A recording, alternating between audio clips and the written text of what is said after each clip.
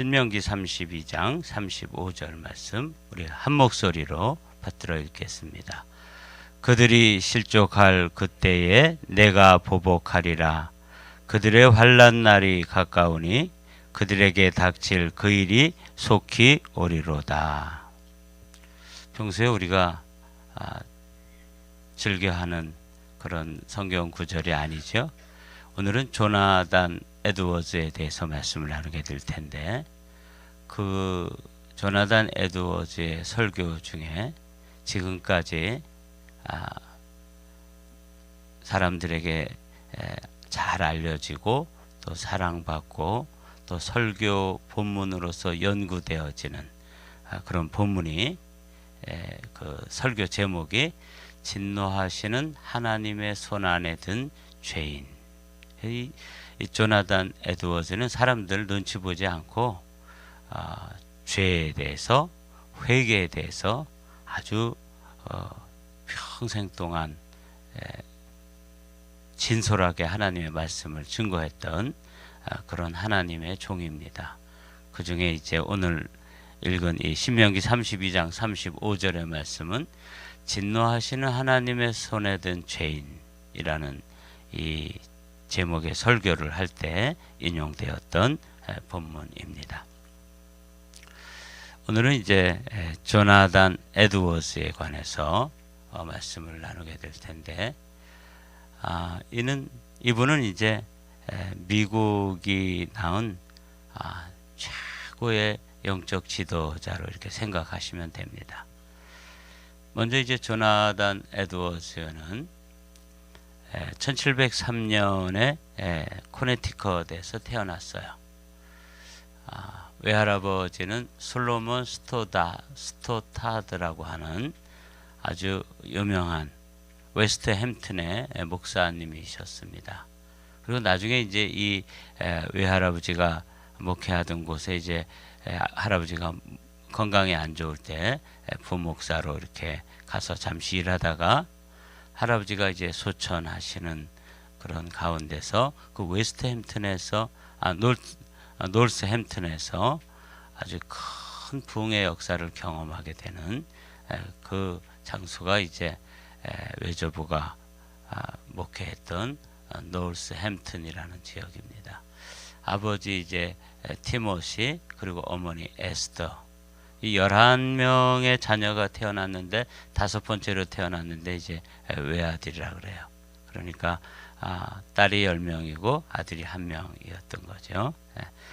근데 이제 조나단 에드워즈에 대해서 이제 사람들의 평가, 여기 PIP 좀 넣어주세요. 사람들의 평가는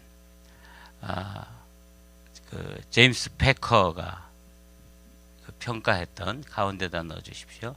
평가를 보면 성경을 사랑한 사람, 그리고 진정한 칼빈주의자, 가슴의 신앙을 가르치는 사람, 열정과 능력의 복음 설교자, 무엇보다도 그리스도를 사랑하고 죄를 미워하고 하나님을 두려워한 사람이었다.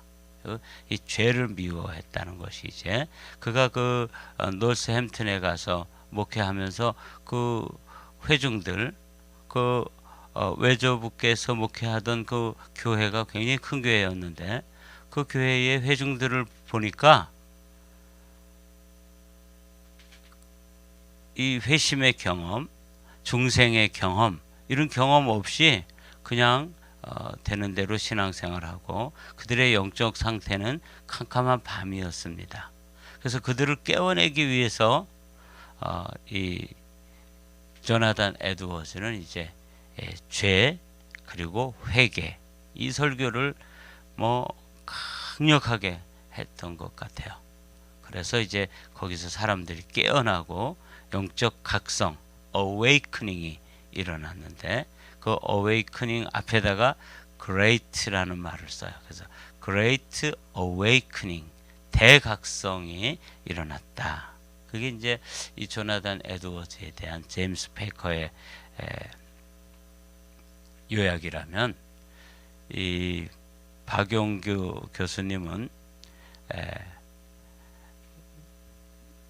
이 독일에서는 잘못했는데 그 위에 부분은 어떻게 되어 있는 거냐면, 독일에서는 마르틴 루터가 태어났고 프랑스에서는 존 칼빈이 태어났고 우리가 다 살펴본 분들이죠. 영국이 요한 웨슬리를 낳았다면 미국은 조나단 에드워즈라는 걸출한 인물을 배출했다. 그래서 제가 이제 이번 강의도 박영규 교수님의 영상 그리고 그분의 책 세계 교회 교회 부흥운동사 그거 그 다음에 이제 특별히 요번에 강의는 이제 그 자마 운동을 했던 강순영 목사님이 요약을 잘 해놓으셨더라고요. 사랑의 빚을 졌습니다. 이 박영규 교수님이 이제 강의에서 이렇게 독일에서는 마르틴 루터가 태어났다면 프랑스에서는 존 칼빈이 그리고 영국에서는 존 웨슬리 그리고 미국에서 대표 영적 지도자로서 대표자를 뽑으라 그러면 조나단 에드워즈다. 이렇게 이제 걸출한 인물 네 분을 이 조나단 에드워즈와 연관지어서 말씀을 하고 있었어요. 마르틴 로이드 존스는 이제 이렇게 요약을 했습니다. 청교도들이 알프스산 아름다운 산이죠. 청교도들의 신앙이 알프스산에 비유된다면 루터나 칼빈은 히말라야에 비유할 수 있고 그리고 나는 조나단 에드워즈를 에베레스트 산에 비유하고 싶다. 그러니까 뭐 에베레스트가 세상에서 제일 높은 산이잖아요. 8,848m인가 그렇게 높은 산인데 그러니까 큰 봉우리 청교도들의 그 신앙이 귀하고 또 귀하지만 그들의 신앙은 그저 산으로 비유한다면 아름다운 알프스산 아기자기하고 아름다운 알프스산이라면 이 조나단 에드워즈는 에베레스트 산과 같다. 그러니까 큰 봉우리였고 또 특별히 이 미국이 있게 한 그런 그 믿음의 정신을 깨운 그런 사람이었습니다.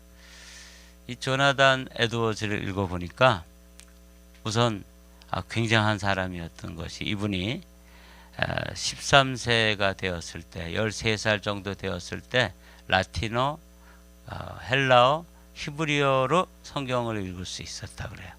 그러니까 뭐 굉장하죠. 우리 대학원에 가서 배우는 걸 이분은 13살 때 다 마스터한 거예요. 그리고 이제 그 나이에 예일 대학에 입학해가지고 17살이 됐을 때 예일 대학을 졸업했어요. 다른 사람들 고등학교 졸업할 때쯤 됐을 때 이미 예일 대학을 수석으로 졸업했다. 그러니까 뭐 천재 중에 천재였다 그래요. 그래서 이분은 그 미국이 낳은 가장 위대한 영적 지도자면서 또 신학자면서 그리고 목회자면서 설교자였다. 여러분들 이제 이렇게 알아두시면 되겠습니다. 그래서 조나단 에드워즈를 우리가 참 이렇게 이름은 들어서 알고 있지만 이분이 이렇게 걸출한 인물이었던 것을 이제 오늘 함께 살펴보는 거죠. 이 조나단 에드워즈는 이제 예일대를 졸업하고 뉴헤이븐에서 한 2년간 신학을 더 공부하면서 그때 회심을 경험했는데 이분이 이제 회심을 경험하고 나서 70가지의 결의문을 썼대요. 그러니까 그것을 매주 한 번씩 읽었다 그래요. 굉장히 중요한 그 신앙적 그 실천을 했더라고요. 자신이 그 회심을 하고 나서 70가지를 우리가 뭐 다 읽을 수는 없지만 제가 기회가 되면 사실 어제 좀 시간이 없었는데 이 70가지를 프린아웃해서 드려야 되겠다 그랬는데 제가 이제 자료를 찾지를 못해 가지고 여러분에게 그 자료를 나눠드리지 못하는데 다음 주쯤에라도 제가 조금 시간적 여유가 있으면 70가지 이거를 이제 매주 한 번씩 읽었다 그래요.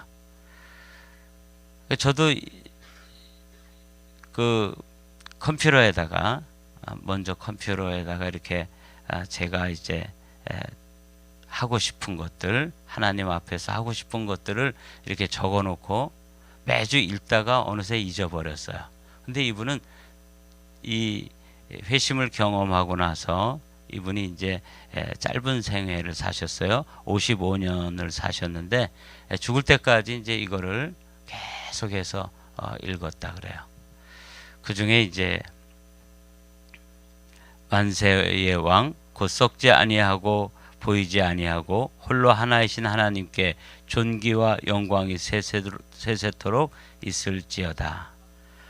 이 말씀을 읽고 회심을 경험하게 돼요. 이 조나단 에드워즈가. 그리고 성령을 체험한 후 그리스도로 더욱 거룩해지고 그리스도의 거룩한 형상을 담기를 원하는 불타는 열망을 가지게 됩니다. 이제 이게 이 회심을 가진 후에 이제 70개의 결의문을 가지고 평생도록 매주 이것을 한 번씩 읽으면서 나는 이대로 산다. 내가 회심을 경험했고 인격적으로 그리스도를 만났으니까 그 그리스도를 만난 그 이후의 결심을 70가지로 써놓고 그걸 매주 읽었다는 거죠.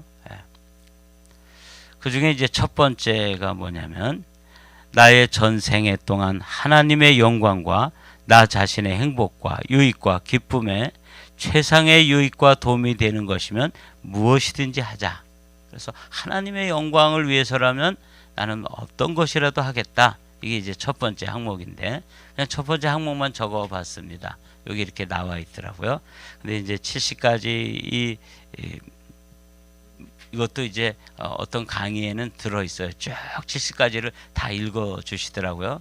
근데 제가 그걸 이제 자료로 찾지를 못했는데 유명한 거예요. 70가지 결심문. 그리고 나서 이제 1737년에는 숲속에서 또 다른 영적 경험을 하게 되는데 십자가에 달리시고 영화롭게 되신 성자 예수님의 형언할 수 없는 영광을 거의 1시간 동안 목격하고 감격의 눈물 속에서 그리스도만으로 충만해지고 싶고 그리스도를 더욱 사랑하고 싶고 그리스도를 더욱 섬기고 따르고 싶은 마음에 사로잡혔다. 이런 소중한 이제 경험을 회심 이후에 그리고 70가지 결심문을 가지고 매주 읽으면서 내가 그리스도만을 위해서 하나님의 영광을 위해서 살겠다. 이런 결심을 가지고 이렇게 행하던 중에 이런 또 영적 경험, 예수님을 이렇게 1시간 정도 깊이 만나는 그런 또 영적 체험을 하게 되었습니다. 1727년에 아까 우리가 영상에서 본 것처럼 그 외조부 이름이 솔로몬 스토타드인데 이 할아버지가 목회하시던 노스햄턴이라고 하는 이 교회, 노스햄턴이라고 하는 이 교회가 이제 영적 대각성, 미국의 1차 영적 대각성이 일어났던 진원지입니다. 우리가 이제 기도하는 것이 부흥의 진원지가 되게 해주십시오. 이렇게 기도하고 있잖아요. 여러분도 그렇게 기도하십시오. 여기 노스햄튼이라는 곳이 그 할아버지가 목회하던 곳인데 여기 이제 할아버지가 건강이 안 좋아져서 와서 좀 도와다오. 그래서 부목사로 가서 이제 이렇게 돕다가 할아버지가 이제 소천하고 1729년에 담임 목사가 되었습니다. 그리고 그 해에 이제 사라 피어폰트라고 하는 아름다운 여성과 함께 결혼을 하고 이 가정이 믿음의 가정으로서 아주 본이 되는 그런 가정이었습니다. 당시 그 미국의 영적 상황이 이제 청교도들이 미국에 이제 이렇게 처음에 이주했을 때 그들의 그 신앙은 세상에서 가장 아름다운 보석처럼 빛나는 그런 불붙는 신앙이었습니다. 그런데 이게 이제 지금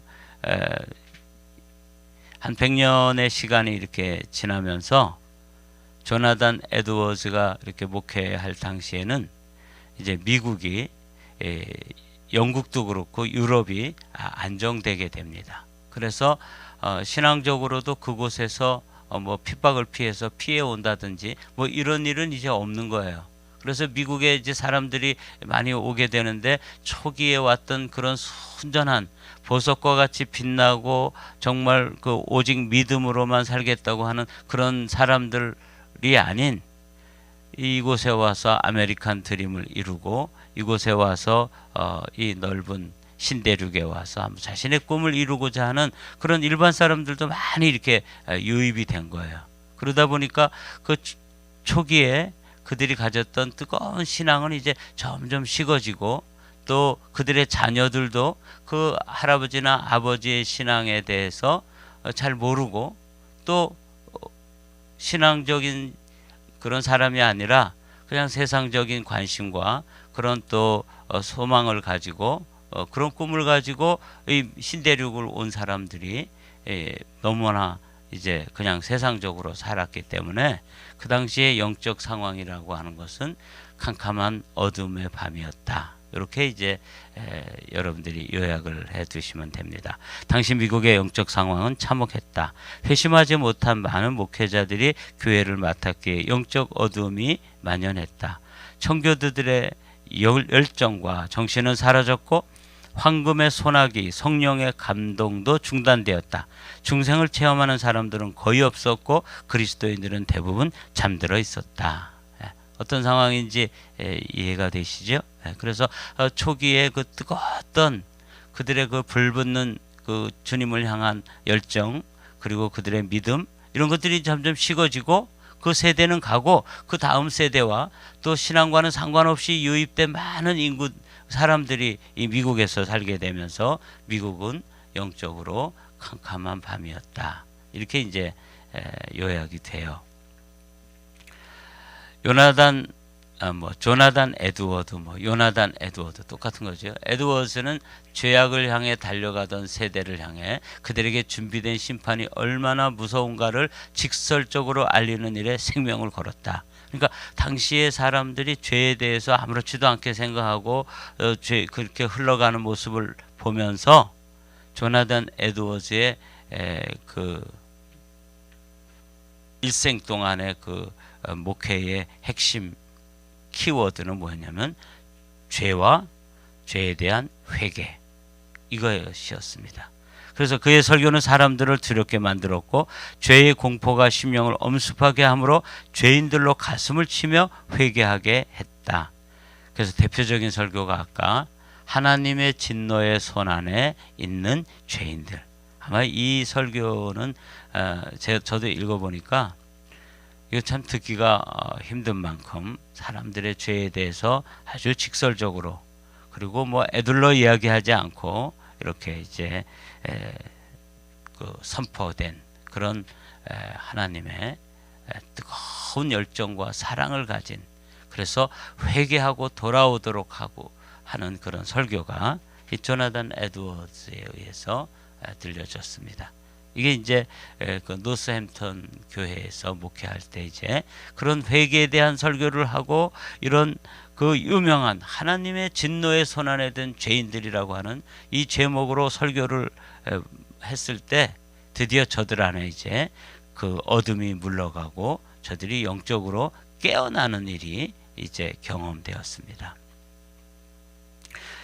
이 노스햄튼 교회에 이제 두 번의 이 파도가 그 부흥의 파도가 밀려오더라고요.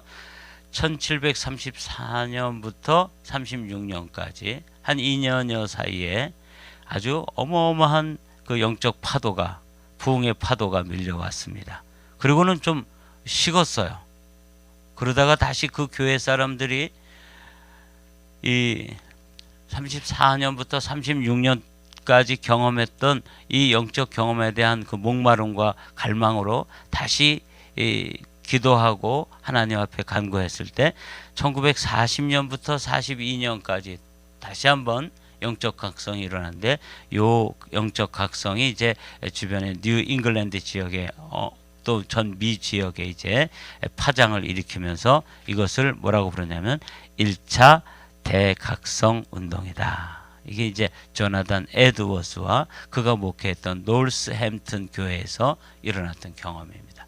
이 두 번의 부흥의 역사의 특징을 그의 저서에서 놀라운 회심 이야기라는 책으로 저술해 놓았기 때문에 저도 이제 또 이 책을 아직 못 읽었어요. 이게 부흥에 관해서 부흥의 매뉴얼과 같은 책이에요. 그러니까 어떤 현상이 나타났는지 그 현상에 대해서 그 위대한 신학자였던 조나단 에드워즈가 아주 자세히 기록해 놓은 책이라 그래요. 그래서 이제 지금도 이 책 놀라운 회심 이야기 이 책을 이제 읽으면서 부흥이 일어나면 어떤 현상이 나타나고 부흥이 있을 때 교회는 어떻게 변화되어지고 그 부흥의 파장은 지역사회와 그 나라에 어떻게 영향을 미치고 여기에 대해서 이 학자였던 이 조나단 에드워즈는 자세히 기록해 놓고 이 책이 그야말로 부흥의 이제 매뉴얼과 같은 책으로 우리에게 유산으로 남겨진 것이죠. 이 조나단 에드워즈는 이 설교를 할 때 한 2시간 정도 했다 그래요. 2시간 정도 했는데 제가 이제 존 웨슬리의 설교를 지난해에 한 편씩 매주 목사님들과 함께 이렇게 읽고 또 강의를 듣고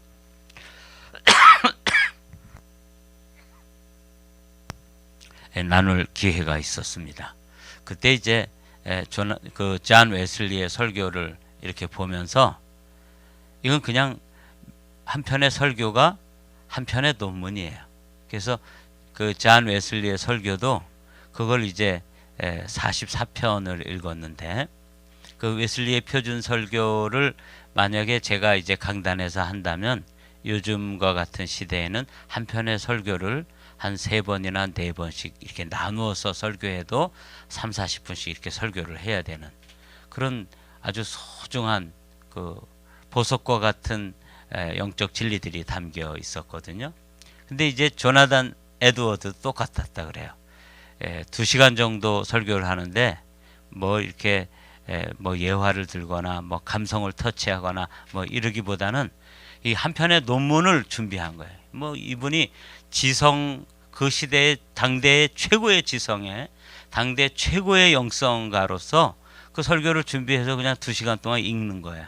그러면 사람들은 거기에서 어마어마한 성령의 기름 부으심이 이제 흘러가면서 사람들이 회개하고 그리고 또 참 그 회개의 눈물을 흘리면서 저들의 삶이 변화되었다고 그래요. 그런 거에 비해서 이제 요즘에는 설교가 이제 30분이 넘어가거나 이렇게 되면은 성도들이 많이 힘들어하죠. 이게 사실은 영적으로 침체되었다는 증거예요. 요즘에는 한 2시간씩 설교하시는 분은 이제 윤석전 목사님 같은 분 그리고 이제 정말 소신을 가지고 성도들에게 한 2시간씩 하시는 분들도 있긴 해요.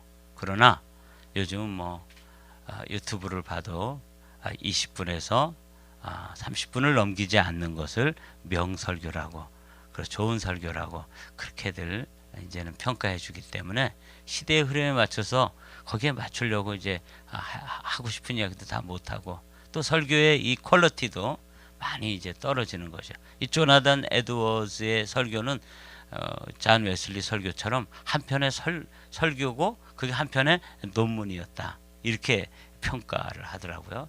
그러니까 뭐 참 굉장했던 것 같아요. 그리고 이분은 뭐 신방을 하거나 이런 걸 안 했대요. 그 조나단 에드워즈 목사님 어디 있어요? 그럼 항상 그의 그 서재에 이렇게 틀어박혀 가지고 하루에 13시간씩 이렇게 책을 보고 그다음에 또 그 글을 써내고 이렇게 하면서 설교를 준비하고 그러고 나서 그냥 2시간씩 설교했을 때 어마어마한 영적 부흥이 일어나서 그것을 우리는 1차 대각성 운동이다. 그렇게 이제 부르는 거예요. 이 기간 동안에 이제 일어났던 2번의 부흥이 있었다 그랬죠. 1734년부터 1736년 그리고 40년부터 42년 이 기간 동안에 그 동네 200호의 마을에서 300명 이상이 구원을 받았다. 성찬에 참여하는 수가 620명에 달했는데 이 숫자는 마을 전체의 성인들의 숫자였다. 그러니까 노스햄튼 지역에 사람들이 다 교회 나와가지고 그 성찬을 아주 중요하게 여겼는데 그 성찬에 참여했다는 거죠. 이 부흥의 특징은 성령의 깨우치심을 따라 죄에 대한 깊은 자각과 철저한 회개를 통한 변화였다. 이 부흥의 불길은 다른 지역으로 확산되어 뉴 잉글랜드 여러 지역의 부흥을 체험하게 되었다. 이 1703년도가 참 축복받은 해더라고요. 그 당시에 우리가 이제 나누지는 못했지만 이 1차 영적 대각성 운동이 있게 된 어떤 그 사람들 앞에 이렇게 그런 운동을 위해서 기도하고 준비했던 그런 그 영적 지도자들 가운데 길버트 테넌트라고 하는 분이 1703년도에 태어났어요. 그리고 조나단 에드워즈가 1703년도에 태어났고 잔 웨슬리가 1703년도에 태어나서 그 시대에 부흥을 위해서 하나님은 크고 위대한 그런 사람들을 같은 해에 이제 태어나게 하시고 그 시대에 이제 부흥을 일으키셨던 거죠. 그래서 야 그렇구나. 그 해가 어마어마한 영적 거장들이 이 땅에 하나님께서 보내주신 해였다. 그래서 이제 이런 역사가 일어났고요. 1740년부터 42년 두 번째 부흥 1차 대각성에 이제 큰 파장이 두 번 왔는데 영적 파도가 한 번 밀려오고 또 40년부터 42년까지 또 한 번의 파도가 밀려왔는데 이렇게 이 두 번째 파장은 누구와 함께 일으켰냐면 조나단 에드워즈나 잔 웨슬리보다는 조금 한 11살 정도 아래인 여기 조지 위필드 이분이 이제 이 노스햄튼 교회에 와서 부흥회를 인도했다 그래요. 그런데 그 제가 이제 여기는 기록해 놓지 않았지만 박영규 교수님의 그 영상을 보니까 이 조지 위필드가 말씀을 전하자 그들의 그 회중들의 눈, 그 수천 명이 되는 그 회중들의 눈에는 다 눈물을 흘리고 있었고 자기보다 훨씬 선배고 그리고 대학자이고 그리고 뭐 영성가이고 그런 그 조나단 에드워즈도 그냥 뭐 눈물이 줄줄 흐르는 그런 역사가 이제 그날 조지 위트필드의 이 집회 가운데 경험되어지고 여기서 이제 폭발해서 한 2년 동안 다시 한번 어마어마한 부흥의 역사가 일어났던 것이죠. 한번 읽어보겠습니다. 1740년부터 1742년에 일어난 두 번째 부흥은 조지 위필드와 함께 일으킨 부흥 운동이었다. 조지 위필드의 노스햄튼 집회 후 조나단 에드워즈와 보스턴의 여러 목사들이 조지 위필드를 초청함으로 부흥이 뉴 잉글랜드 여러 지역입니다. 임했다. 조나단 에드워즈는 도화선에 불을 붙이고 조지 위필드는 폭발시켰다. 페리 밀러라고 하는 분이 이렇게 평가를 했습니다. 그래서 이제 이때부터 이 조지 위필드는 이후에도 이제 계속해서 영국에서 이제 미국으로 와서 미국을 전역을 다니면서 그 불을 막 옮겨 붙였던 것이죠. 이게 이제 1차 대각성 운동의 두 번째 영적 파도가 밀려오게 되는 그런 모습을 우리는 보게 되는 것이에요. 주와 그리스도로 고백하지 않은 성도들에게 성찬식에 참여하지 못하게 하므로 교회 지도자들과 갈등이 생겨 신임 투표 결과 불신을 얻게 되어 교회를 떠나게 된다. 그래서 한 20년 조금 남짓 목회를 하던 이 노스햄튼 교회에 이 조나단 에드워즈는 아주 철저한 사람이었던 것 같아요.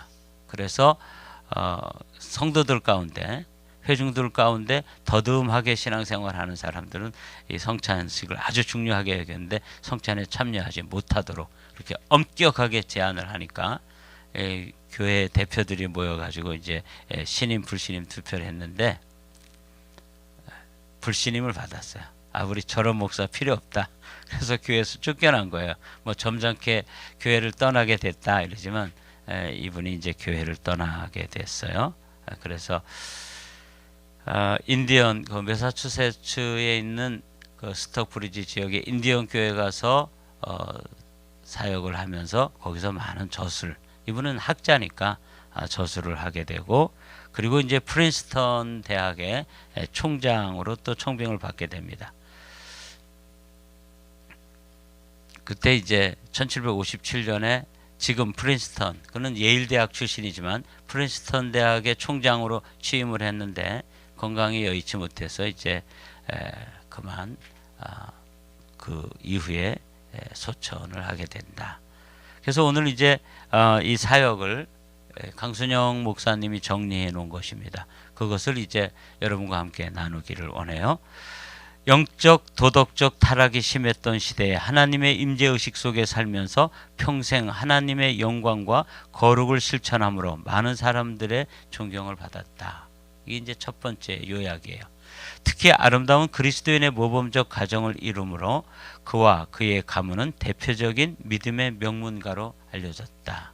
미국에서 가장 명문 가문이 이제 아까 우리가 영상에서 보았던 것처럼 조나단 에드워즈와 술집을 경험하면서 거부가 되었던 어떤 가문의 그 몇 대를 조사해 봤더니 그 차이가 뭐 엄청났다. 대학 총장이 몇 명이 나왔고 또 저술가 그리고 목회자 그리고 교수 그 외에 뭐 정치인 군인 이런 아주 선한 사람들이 나온 반면 그렇지 않은 가정을 비교했을 때 그 거기에서는 뭐 마약 중독자나 도박 중독자 그리고 또 범죄해 가지고 감옥에 간 사람들 뭐 이런 사람들이 막 수두룩하게 나오게 되었다.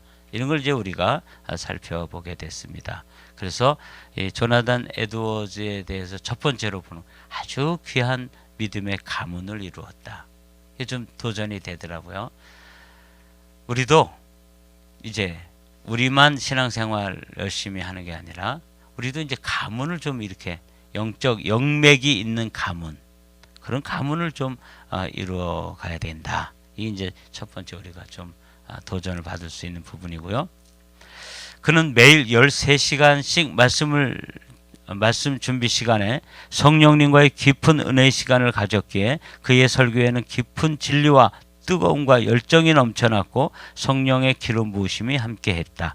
강단에서 제스처, 웅변은 거의 없었지만 항상 깊이 깨닫게 하고 감동받게 함으로 결단하게 만드는 설교자였다.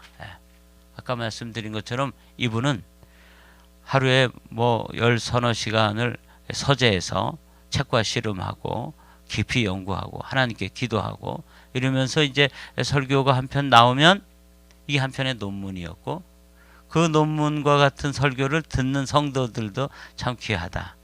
제가 이제 존 웨슬리의 설교를 이렇게 읽으면서 이런 설교를 어떻게 듣고 앉아 있을 수 있을까? 너무 깊고 또 심오하고 길고 또 장황하기 때문에 그런 설교를 듣는 청중들도 참 존경스럽더라고요. 지금 만약에 존 웨슬리나 조나단 에드워즈가 와서 설교하면은 다 졸거나 그렇지 않으면 뭐 다 또 불신임 하겠죠. 저런 분 우리 교회 필요 없다 이래가지고 불신임 투표하지 않겠어요? 근데 이제 그 당시에 그 회중들도 참 귀했던 것 같아요. 존 웨슬리의 그 회중들이나 이 조나단 에드워즈가 동시대 사람인데 이 조나단 에드워즈가 목회했던 회중들이나 그 2시간 이상씩 그 읽어가는 그 설교를 다 경청하고 거기에서 엄청난 그 은혜와 영적 부흥을 같이 경험했던 것입니다. 세 번째로 죄악에 흠뻑 젖은 세대를 향해 그들에게 준비된 심판이 얼마나 무서운가를 선포하는 일에 생명을 걸었다. 그걸 말씀드렸죠. 이분의 그 설교의 주제는 죄인 그리고 죄 그리고 회개 심판 이런 것에 대해서 아주 철저하게 설교를 했기 때문에 또 당시에 이 조나단 에드워즈를 비판하는 사람들은 성경에 다른 주제도 많은데 맨날 죄에 대해서 회개에 대해서 그렇게 말씀하십니까? 이렇게 하면서 아마 비판을 했던 것 같아요. 청중들은 그의 설교를 듣고 두려움에 떨었으며 머리를 뜯고 가슴을 치며 회개했다. 그 결과 영적 각성이 온 마을과 가정마다 일어났고 이제 미국에 1차 대각성 운동이라고 하는 큰 영적 파장을 일으켰던 것입니다. 네 번째로 이 사역을 좀 정리하고 요약하면 이분은 이제 이렇게 균형, 밸런스드 퍼슨이라고 볼 수 있어요. 가장 탁월한 지성과 영성을 동시에 소유했음에도 지성이 영성을 지배한 것이 아니라 항상 그의 영성이 지성을 지배했다. 자신의 지성과 학문적 재능이 최고의 권위인 성경과 하나님의 영의 지배를 받기를 원했다. 이게 참 귀한 분이에요. 그는 뛰어난 지성의 소유자죠. 17살에 예일 대학을 수석으로 졸업한 사람이니까 뭐 얼마나 천재 중에 천재 아니겠어요? 13살에 그리스어, 헬라어, 라틴어 통달했다 그러니까 뭐 참 어디다가 명함도 못 내밀지 않겠어요? 우리 같은 사람은. 자, 그런데 이런 분임에도 불구하고 교만할 수 있고 그리고 자기 자신이 많이 아는 것에 대해서 사람들에게 이렇게 자랑하고 그럴 것 같은데 그러지 않고 그는 자신의 지성과 학문적 재능이 어디 아래? 성경의 권위 아래 그리고 하나님의 성령의 지배를 받기를 원했다. 이분의 위대한 점이에요. 다섯 번째로 요약이 되어 있는 걸 보게 되면 그는 균형 잡힌 아까 제가 밸런스드 퍼슨이라고 그랬죠. 그는 밸런스드 라이프를 살았는데 신학도 그렇습니다. 그는 균형 잡힌 신학자, 전도자, 목회자였다. 하나님의 주권과 인간의 책임을 완벽하게 조화시킨 목회자요 신학자였다. 실제로 하나님의 주권을 인정하면서도 인간의 책임을 게을리하지 않았던 전도자의 삶을 살았다. 또한 진리에 대한 지적 동의, 하나님의 은혜와 사랑을 마음으로 느낌으로 감격의 체험을 강조하여 지적 동의와 감정적 체험이 함께 있어야 함을 가르쳤다. 그러니까 그는 지성도 터치했지만 감성도 중요하게 여겼고 그는 하나님의 절대 주권을 강조했지만 동시에 인간의 전적인 책임 이게 이제 하나님이 뭐 한 50%쯤 일하고 인간이 50%쯤 일한다 이런 게 아닙니다. 하나님이 100% 주권적 역사가 일어나고 동시에 인간도 100% 하나님 앞에 전적인 책임적 인간으로 서야 한다. 이렇게 균형을 잘 잡은 그런 그 신학을 그리고 설교를 목회를 했다. 그래서 이제 그렇게 요약을 할 수 있습니다. 그는 균형 잡힌 신학자, 균형 잡힌 전도자, 균형 잡힌 목회자였다.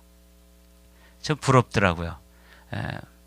그러니까 그렇게 당대 최고의 지성이면서 동시에 당대 최고의 영성가였다. 이게 사실은 하기 쉽지 않거든요. 영적으로 깊으면 지적으로 조금 좀 이렇게 기울고 또 지적으로 좀 많이 아는 분들이 이 영적으로 이렇게 풍성하고 성령의 기름 부으심이 있고 회개가 이루어지고 이런 막 사람들이 뒤집어지고 이거 사실 쉽지 않잖아요. 근데 이분은 그렇게 최고의 지성이면서 최고의 영성가였다. 이렇게 이제 요약을 하는 걸 보면서 많이 도전이 됐어요. 이렇게 뭐 최고의 지성은 될 수 없지만 지적인 면에서도 노력을 해야 되는구나 목회자가. 그리고 나서 또 영성 하나님의 그 성령에 사로잡힌 충만함도 또 유지해야 되고 이게 참 힘든 일인데 이분은 그 일을 했다는 것이죠.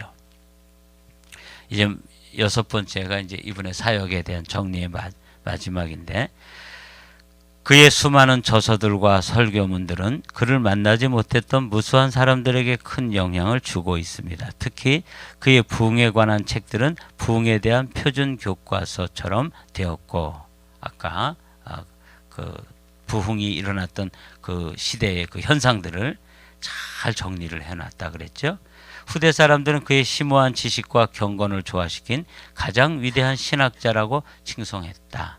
청교도들이 알프스산이고 종교개혁자들이 뭐 히말라야 산맥이라면 이 조나단 에드워즈는 에베레스트와 같았다. 이렇게 이제 평가했던 그리고 독일에 말틴 루터가 있다면 프랑스에는 누가 있어요?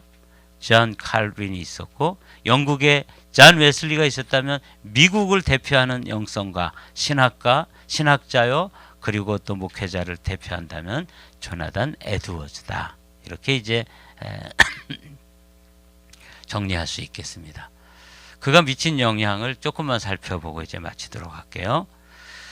개인의 각성이 사회와 공동체의 각성으로 이어져 영적 변화를 통한 문화적, 사회적 변화를 가져왔다.